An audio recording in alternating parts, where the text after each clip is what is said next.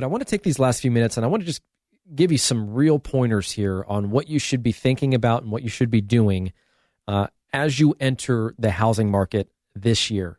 I just went through some of these stats with you on what we're seeing in the form of inventory levels and the rate at which properties are going under contract. They're selling faster, we're selling more of them, and there is less for sale, which is pushing prices up. Does that mean that now is a bad time to buy? Does that mean that you as a buyer now wait for the market to stall and then eventually drop before you purchase something? I don't think prices are stabilizing or going down anytime soon, not until we start to add some serious inventory to the market. Either that or just something happens that we're not expecting. But you can't live your life based on the fear of the unknown. If you want to buy a home, with everything that we're seeing right now, it's going to be worth more than what you bought it for the day before. Prices are going up. So if you're a buyer in this market right now, let me just kind of shoot straight from the heart here, because I've been selling real estate for 16 years. A lot of buyers just frankly don't want to be bothered by real estate agents. They want to go through this process on their own. They don't need us to provide them with listings, which frankly is a bit of a mistake. But the bottom line is buyers have access to properties available for sale online, right? They don't need a real estate agent to gain access to that information. Now, if they want access to more relevant or more timely information, some of these websites have delays between the time that property is entered into the MLS, which is the main source of information for all of these websites that you look at. It all originates from the MLS. So if you want real-time data, you have to have an agent send you properties from the MLS because some of these other websites have delays. That's why when you look at some of these homes, let's use Zillow as a perfect example. A lot of people are very upset with Zillow right now. I don't have time to go into that, maybe next show, but by the time it makes its way to Zillow, it's already under contract. So if you're relying on that source for real-time data, I'm sorry, but you're going to be behind the eight ball.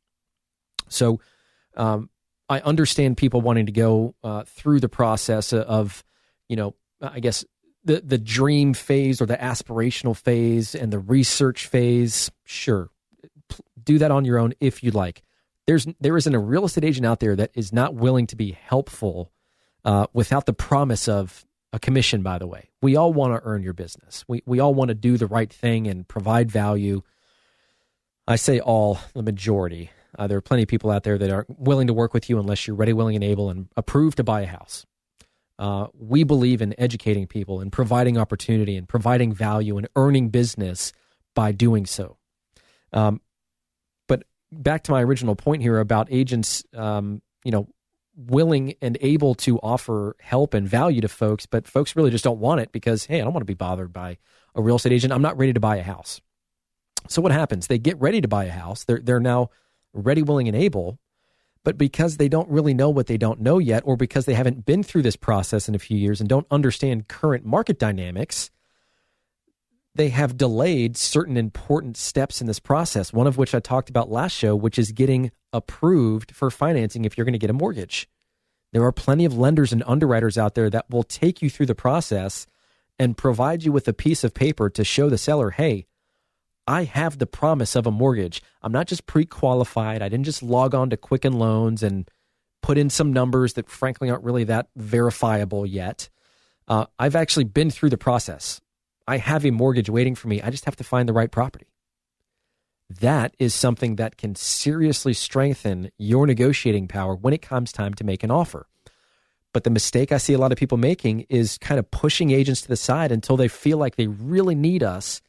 And then when they see something they like, by the time they get all their ducks in a row, they're either in a multiple offer situation, which causes you to pay top dollar for the property, or something goes under contract before they're ready to actually make the offer.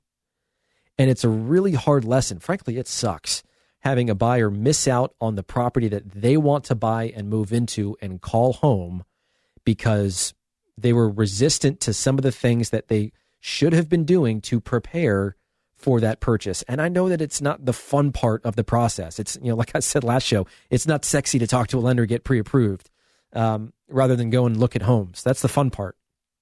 But if you can put extra time and effort and energy into the preparation of purchasing the property so that by the time you see one you like, you are as ready can be to present the strongest offer possible, it increases the likelihood not only of you getting that property, but getting a better deal.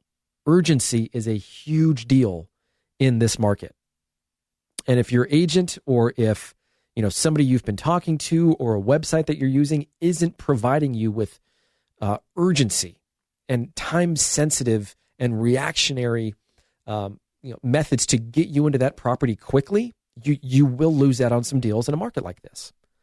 Now, as a seller, what can we be doing to make sure that we are getting you the most money possible since the market so heavily favors sellers? I think the biggest mistake that I see sellers making is they go with either a discount broker or somebody that's going to offer very limited service for a severely reduced commission, and they don't have the bandwidth to coach you through a multiple offer situation. Their marketing doesn't in and of itself create urgency. I mean, urgency is already there. Demand is already there in the market, but a really good agent that really understands marketing and understands buyers and their thought process and what makes them act, what causes them to make decisions, and what causes them to improve perceived value on real estate. Those are the people, those are the agents that are winning big for their clients.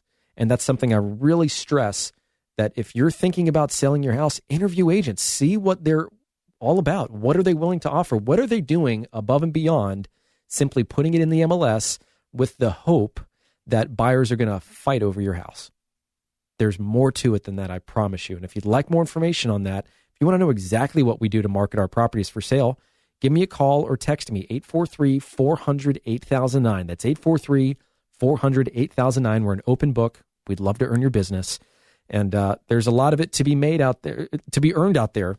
A lot of great opportunities for both buyers and sellers. You just, I think, have to be connected with the right folks.